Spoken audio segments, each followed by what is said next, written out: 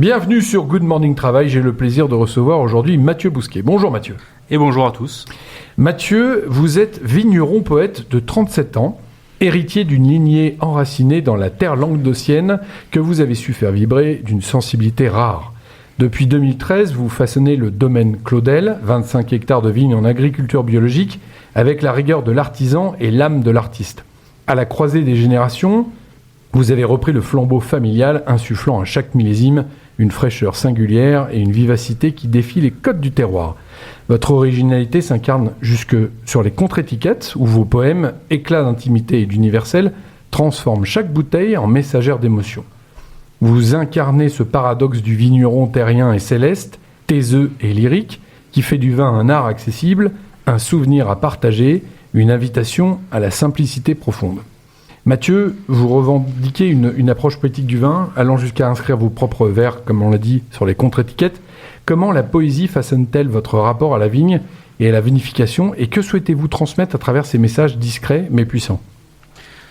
Eh bien, tout d'abord, j'ai toujours su au fond de moi que je serais vigneron. J'ai été éduqué au vin et à la vigne dès mon plus jeune âge par mon père.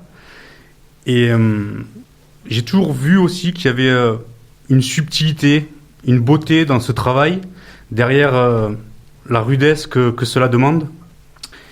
Et j'ai eu envie d'exprimer justement cette subtilité du métier de vigneron en écrivant des poèmes. Ça vous est venu quand ? Eh ben, ça m'est venu il y a pas si longtemps que ça, puisque les premiers poèmes ont été écrits en 2025, donc il y a à peine un an. Mais j'ai toujours aimé les lettres, et du coup, j'en suis venu à écrire mes propres poèmes. Est-ce qu'il est à considérer que la dureté de ce métier empêche l'expression de sensibilité ? C'est qu'on n'a pas le droit de pleurer dans votre métier, c'est ça ? Voilà, c'est exactement ça. La vigne, c'est dur, c'est pour les hommes, c'est rude, mais au fond de moi, j'ai toujours su qu'il y avait quelque chose de plus subtil derrière tout ça. Et c'est vrai que c'est un milieu où on ne parle pas beaucoup, c'est un milieu de taiseux. Mais moi, j'ai eu le besoin d'écrire, de parler, de dire ces émotions que je ressentais au fond de moi. Et finalement, j'ai trouvé qu'une bouteille de vin, c'est un magnifique support de communication, puisqu'on en fait plusieurs dizaines de milliers par an, et que ça part aux quatre coins du monde. Donc, ça me permet de communiquer avec tous les amateurs de vin qui dégustent mes cuvées. Est-ce que vous avez eu déjà des retours de consommateurs sur ces poèmes, dire « Ah, c'est marrant, vous avez utilisé du marketing » ou ce genre de choses ? Non, c'est moi qui ai écrit. Alors oui, surtout sur les salons avec des particuliers, parce qu'il y a des gens qui sont sensibles à ça, qui sont sensibles aux lettres, qui sont sensibles à l'émotionnel, et ils trouvent l'idée géniale, et du coup, ça les touche. Et ça me touche à moi aussi d'avoir leur retour. Mais voilà, faut vraiment que je sois en contact avec la personne, que je lui explique ma démarche, que je lise le poème, que je lui explique le pourquoi du comment. Et c'est vrai que ça permet de créer du lien. On reviendra sur le poème de tout à l'heure. Vous pourrez nous en réciter un. J'ai une petite question, pas piège, mais est-ce que le support de l'étiquette est suffisant pour exprimer toutes vos émotions ? Est-ce que vous n'avez pas envie de passer sur une plus grande page ? Eh bien, pourquoi pas, mais c'est un début. Comme je vous l'ai dit, j'ai commencé à écrire ces poèmes il y a à peine un an, donc c'est un début. Et pour l'instant, ils sont même pas signés. Et du coup, on me demande souvent, est-ce que c'est moi qui les écris ? Donc je suis obligé de me justifier. Et du coup, la prochaine étape, déjà, sera peut-être de les signer avec mon nom sur les étiquettes. Et de me revendiquer, artiste. Poète vigneron. Artiste, poète. Le domaine Claudel se distingue par une production majoritairement axée sur les vins blancs, une rareté en Languedoc. Tout à fait. Moi, j'aime beaucoup travailler les vins sur la fraîcheur, il faut que ce soit vif.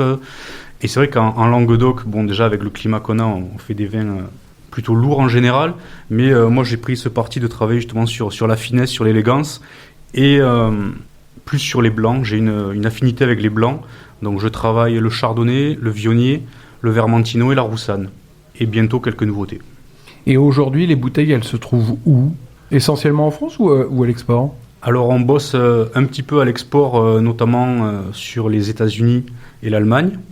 Sinon, vous pouvez trouver les vins au domaine à Cournonterral. Et après, sur Montpellier, on est distribué chez les caves Quérel, à Latte et au Cresse, essentiellement. Combien de bouteilles par an ? Actuellement, ma production est d'environ 35 000 bouteilles par an. C'est quoi les plus grandes difficultés d'un vigneron en 2026 sur la région ? Actuellement, je dirais que c'est le climat et l'environnement économique, puisque le climat, on ne le maîtrise pas. Depuis 2022, nous étions soumis à des sécheresses récurrentes. On vient enfin d'avoir un hiver très pluvieux, donc il est encore trop tôt pour savoir ou dire ce que va être le millésime 2026. Mais a priori, au moins, on aura de l'eau. Et ensuite, pour la partie économique, c'est vrai que le vin, en ce moment, traverse une crise majeure. La consommation est à la baisse. Donc on ne peut regretter que cela, mais il faut s'adapter parce que dans tous les cas, on ne peut rien faire d'autre que s'adapter. D'accord. Ça veut dire que la consommation d'alcool est à la baisse, pas que le vin ? Alors, je ne pense pas que ce soit vrai pour tous les alcools parce que la bière est en train de grignoter des parts de marché. Concernant le vin, c'est essentiellement le vin rouge qui est touché. Les gens boivent beaucoup moins de vin rouge qu'avant. Le rosé est aussi en baisse. Par contre, il y a une augmentation notable de la consommation de vin blanc. Pourtant, ça n'a pas de bonne presse, le vin blanc, ça met des crampes, de l'acidité, c'est très bon, mais comment on explique ce phénomène ? Parce que les gens veulent boire des vins plus frais, plus légers, et c'est vrai que le gros rouge qui tache, ça marche plus.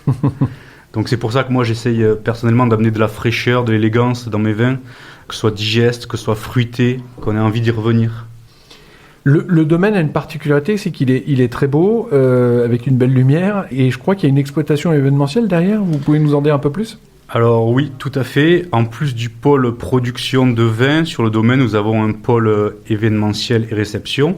Nous organisons des soirées tout au long de l'année, une par semaine en été, le jeudi soir, et puis 2 par mois en hiver, le vendredi soir. Et en plus de ça, nous accueillons pas mal de mariages, environ une 20aine par an, et tout autre type d'événements comme des anniversaires, des baptêmes, etc. Et donc pour cette partie-là, c'est ma petite sœur Coralie qui est en charge, après avoir fait un master en événementiel et en gestion hôtelière. Qu'est-ce qu'on peut souhaiter à votre exploitation là, dans les prochaines années ? Eh bien, on peut souhaiter de traverser cette crise haut la main, et puis de l'espoir et du bonheur. Et en parlant d'espoir, est-ce que vous avez la possibilité de nous partager un de vos poèmes ? Bien sûr. Alors, je vais vous lire le poème de ma cuvée préférée. C'est la cuvée Les Noces Célestes. On est sur un Vermentino avec un élevage en amphore. Une cuvée très très fraîche, vive sur les agrumes. C'est parfait à boire en été sur la terrasse avec des huîtres. Alors, je vous le lis. On en a envie, hein. Eh oui, j'essaye de teaser le produit. Les noces célestes, à ma famille, à mes vignes, à ce pays chéri, à ceux du vaste nord, à ceux de mon beau midi, à tous ces jolis sourires, à toute cette douce folie, à cette lumière divine et à ces ombres infinies. Aux noces de la terre et du ciel, levons nos verres, célébrons mes amis, l'union sacrée, soyons fiers. Bon, merci Mathieu. On a ici 2 petites filles, c'est pour ça qu'on entend des bruits. On a 2 princesses. T'es qui ces princesses ? Eh bien, il y a ma fille Emilia et ma nièce Calypso. Et comme au moment où on enregistre l'émission, on est un mercredi après-midi, elles n'ont pas école. Donc, elles ont décidé de suivre papa et tonton à la radio pour l'interview. D'accord. Bon, bah, on les embrasse. Merci Mathieu de ce témoignage. Longue vie au Claudel. Et puis, n'hésitez pas. On peut commander, vous avez un site marchand ou on peut directement aller sur le... Alors, pour l'instant, on a un site internet qui est www.leclaudel.com et je suis en préparation d'un site e-commerce qui devrait arriver dans les semaines à venir. Bon, super. Merci beaucoup, longue route à vous et merci mesdemoiselles. Belle journée. Merci beaucoup pour l'invitation.